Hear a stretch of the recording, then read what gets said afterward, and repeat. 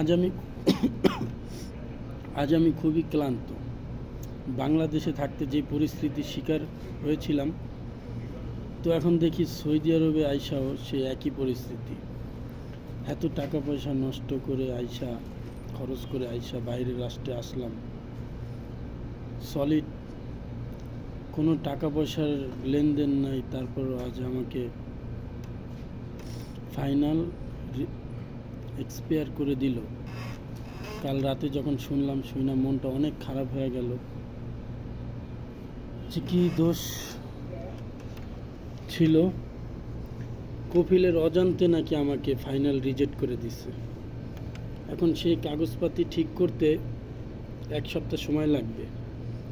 তার জন্য আমি যে কোম্পানিতে জব করি সেই কোম্পানির কপিল জানাইছে যে তোমাকে ডিউটি করতে দেওয়া যাবে না, কারণ এমনিতে তো আকামা এক্সপায়ার, তারপরেও আবার ফাইনাল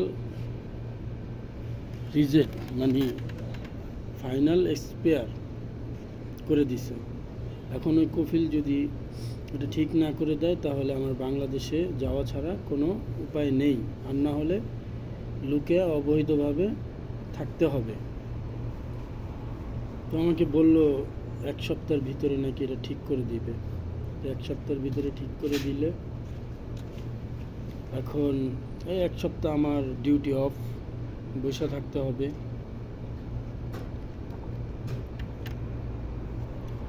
তো এটা কার ব্যর্থতা? আমার? না ভাই, এটা আমার ব্যর্থতা না, এটা হলো আমার কপালে, এটা হলো আমার কপালের ব্যর্থতা। লোকে বলে না, পুরা কপাল মানুষ যেখানে যায় সেইখানেই কয়লা, যেখানে হাত দেয় সেইখানেই কয়লা হয়ে যায়। হয়তো বা আমার কপালেও এইটা আছে। তো বাংলাদেশ ছাইরা সৌদি আরবে আইসাও যদি একই পরিণতির শিকার হতে হয়, তাহলে আর কি করার, তাই না ভাই? তাহলে আর কি করার।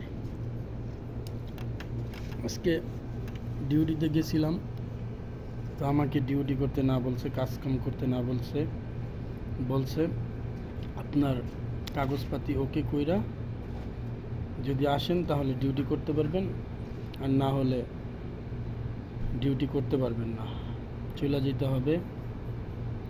তো এখন আমাকে বলল আমার দালাল যেই ভাই, ওই ভাই বলল যে তুমি কোনো টেনশন করবা না, 1 সপ্তাহের ভিতরে তোমার এটা ওকে করে দিব। তো এটা ভাই কপালের দোষ, কপালের লেখা। যেখানে যাই সেখানে আমার এই অবস্থা হয়, ছোট থেকেই একই অবস্থা, যেখানে হাত দিই সেখানেই একই অবস্থা। তো এটা কি কপালের দোষ নাকি না কার দোষ জানি না, কি বলবো, কোনো ভাষা নেই। আসি দেখি এখন কি করা যায়। কাল থেকে খুব টেনশনে ছিলাম, এখনও টেনশনে আছি। এখন যদি কাগজপাতিটা ঠিক না করতে পারি তাহলে খুবই সমস্যা হবে, খুবই বিপদের ভিতরে থাকব। পুলিশ যদি আমাকে ধরতে পারে তাহলে হয়তো বা জেল দিয়ে বাংলাদেশে পাঠাইয়া দিবে।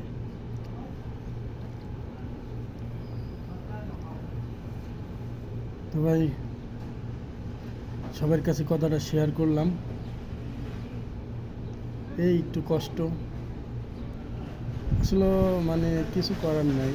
বাংলাদেশে থাকতেও একই অবস্থা ছিল, সৌদি আরবে আসলাম, তাও নিজেকে পরিবর্তন করতে পারলাম না।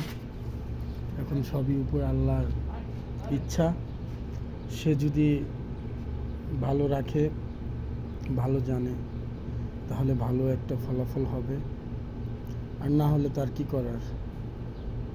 যেভাবে আসছি টাকাগুলো হয়তো বা কিছু টাকা ব্যাক পাবো, আর না হলে যে কোনো একটা ব্যবস্থা আল্লাহ করে দিবে, আল্লাহর উপরেই ভরসা।